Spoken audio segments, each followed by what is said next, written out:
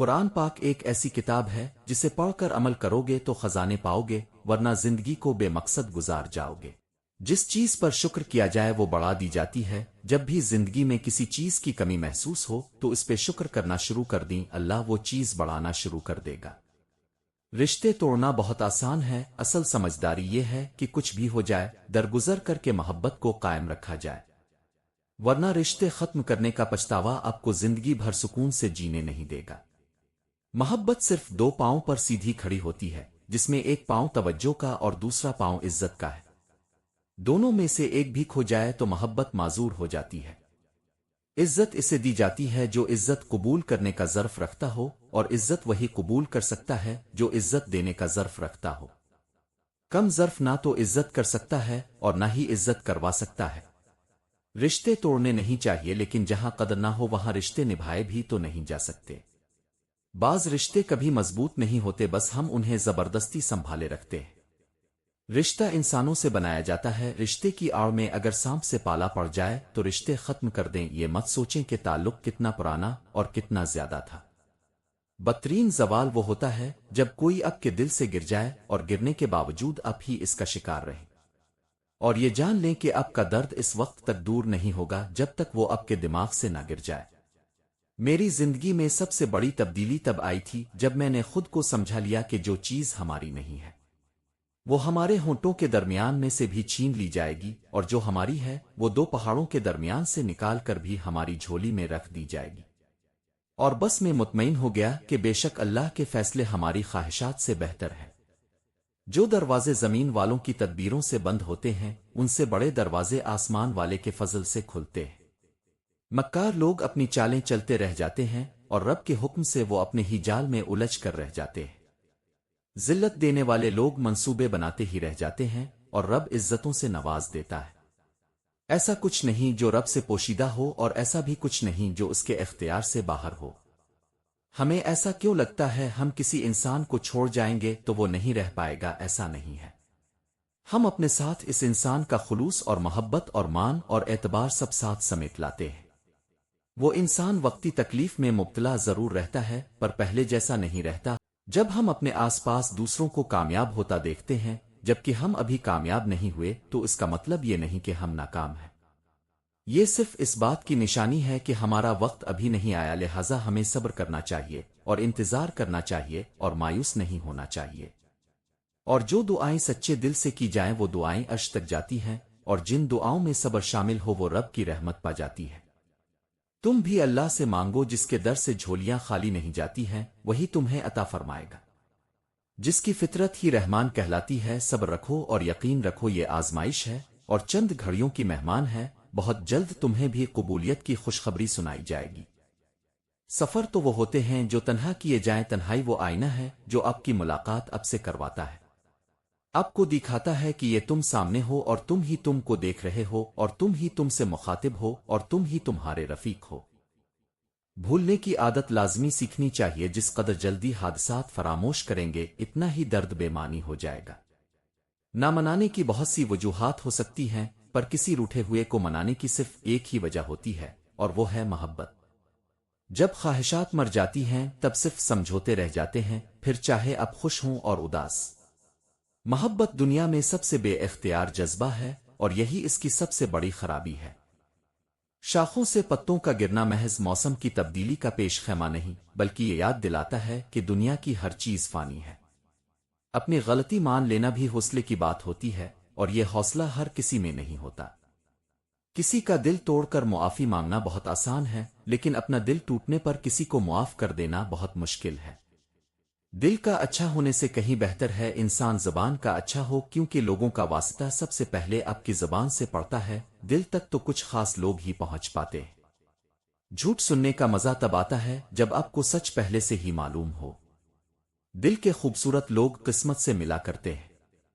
پریشانی کا سب سے بڑا اور خوبصورت حل نماز ہے۔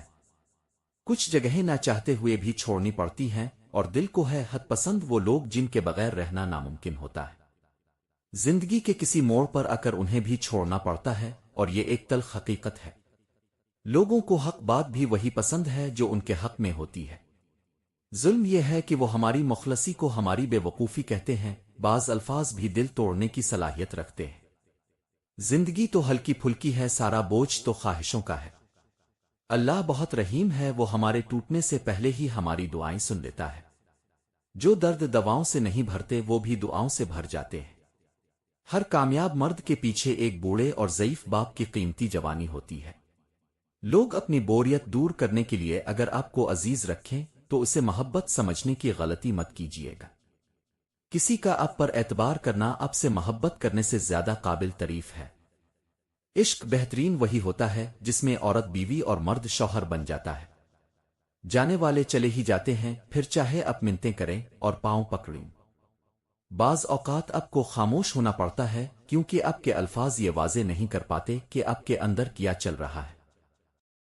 گناہ ہماری نظروں سے شروع ہو کر دل تک پہنچتا ہے۔ میں نے دیکھا ہے کہ ہم اللہ کی آیتوں سے نظریں پھیر لیتے ہیں، اس لیے تو ہمارے دل ہمارے رب کے دین کی طرف نہیں پھرتے۔ یہ نظریں ہی ہیں جنہیں ہم جتنا آزاد چھوڑ دیتے ہیں ہمارے غم اتنے ہی طویل ہو جاتے ہیں۔ اور نظروں کی چوری انسان کو اللہ کا مجرم بنا دیتی ہے، اور وہ نگاہوں کی چوری سے بھی واقف ہے۔ اگر آپ کو لگتا ہے کہ آپ کی پریشانیاں سب سے زیادہ ہیں تو اس کی وجہ یہ ہے کہ اللہ جانتا ہے کہ آپ سب سے زیادہ طاقتور ہیں۔ اسے پتا ہے کہ آپ ان آزمائشوں کا سامنا کر لیں گے۔ اللہ پر بھروسہ رکھیں۔ یقین یہ نہیں ہوتا کہ جب مانگا ہے تبھی ملے، یقین تو یہ ہے کہ دعاؤں کا سلسلہ یہ سوچ کر جاری رکھا جائے کہ جب اللہ چاہے گا تب ضرور ملے گا، پھر دیکھنا ناممکن بھی ممکن بنا دیا جائے گا انشاءاللہ۔ جو چیزیں تمہیں اللہ کے سامنے محبت سے سجدہ کرنے پر مجبور کر رہی ہیں، جن کی وجہ سے تم اپنے رب کے ساتھ رابطے میں ہو، وہ چیزیں اللہ کی جانب سے تحفہ ہے۔ وہ خواہشیں جن کی وجہ سے تم ابھی بھی دعا کی غرض سے اللہ کے سامنے ہاتھ پھیلاتے ہو، وہ اس کی جانب سے اشارہ ہے کہ تم یقین کا سلسلہ جاری رکھو، وہ معجزات کا سلسلہ جاری رکھے گا۔ جب تم یقین اور محبت سے اللہ سے مانگو گے تو تم اپنے رب کو قریب پاؤ گے۔ حضرت علی رضی اللہ تعالیٰ نے ارشاد فرمایا کہ اگر کسی کے گھر جاؤ تو اندھے بن کے رہو، اور جب باہر نکلو تو گونگے بن کر نکلو۔ وقت کی وقت پر قدر کریں، وقت کے پاس بھی اتنا وقت نہیں کہ آپ کو دوبارہ وقت دے سکے۔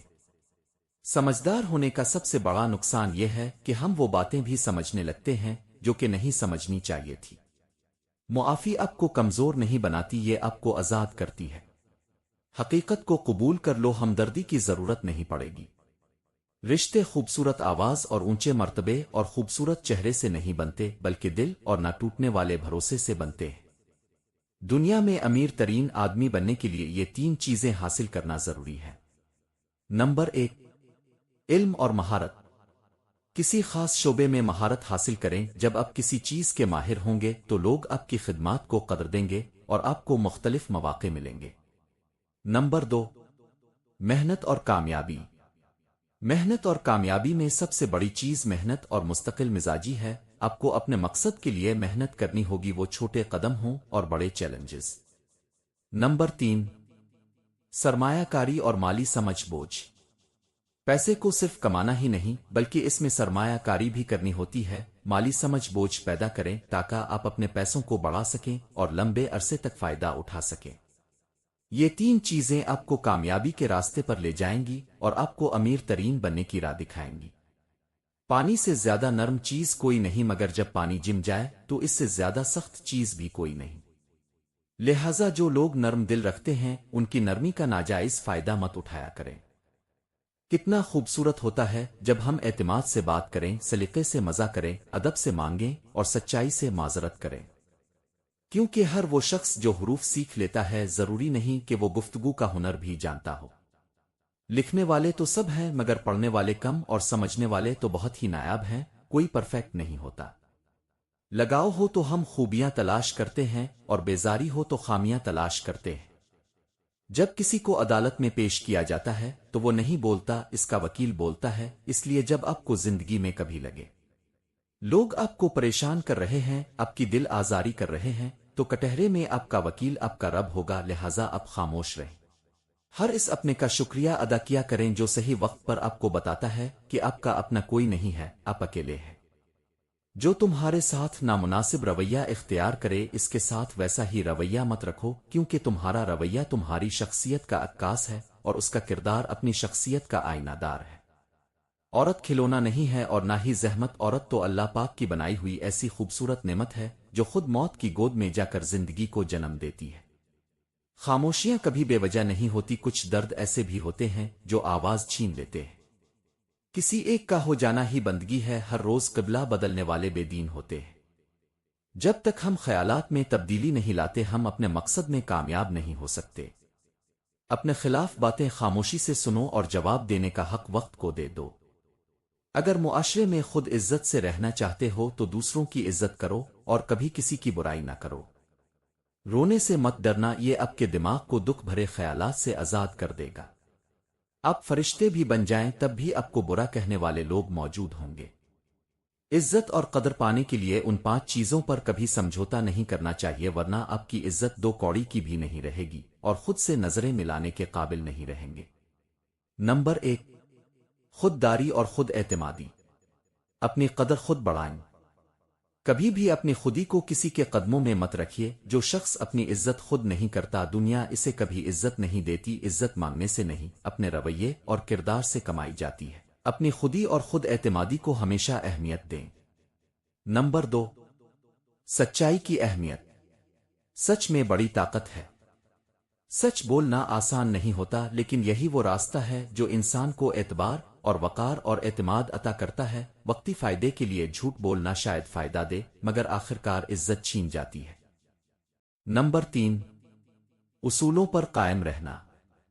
جو اصولوں پر ثابت قدم نہ رہے وہ کبھی منزل تک نہیں پہنچتا۔ زندگی میں اگر اپنے اصول قربان کر دیے تو باقی سب کچھ بے معنی ہو جاتا ہے۔ اصول انسان کو ایک شناخت دیتے ہیں، ایک کردار دیتے ہیں، بغیر اصول کے عزت ممکن نہیں۔ نمبر 4، وقت کی اہمیت۔ جو وقت کی قدر نہیں کرتا وقت اسے مٹا دیتا ہے۔ وقت سب سے قیمتی دولت ہے۔ جو لوگ اپنے وقت کو فضول کاموں میں ضائع کرتے ہیں وہ اپنی قدر خود گنواتے ہیں۔ اپنے وقت کا درست استعمال ہی آپ کو دوسروں کی نظر میں عزت کے قابل بناتا ہے۔ نمبر 5، خود اعتمادی۔ جب تک آپ خود پر یقین نہیں رکھتے دنیا بھی نہیں رکھے گی۔ اپنے آپ پر بھروسہ رکھیے چاہے حالات کیسے بھی ہوں۔ خود اعتمادی ہی وہ روشنی ہے جو دوسروں کو آپ کی شخصیت سے متاثر کرتی ہے۔ جو خود پر یقین رکھتا ہے دنیا اسے قدر کی نگاہ سے دیکھتی ہے۔ اگر کوئی چیز تقدیر میں نہیں ہے تو پھر بھی دعا ضرور کرنی چاہیے، کیونکہ تقدیر کے سامنے ہم بے بس ہیں، تقدیر لکھنے والا تو بے بس نہیں ہے۔ اللہ سے کثرت کبھی مت مانگنا، برکت مانگنا، کیونکہ کثرت آزمائش ہے جبکہ برکت ایک نعمت۔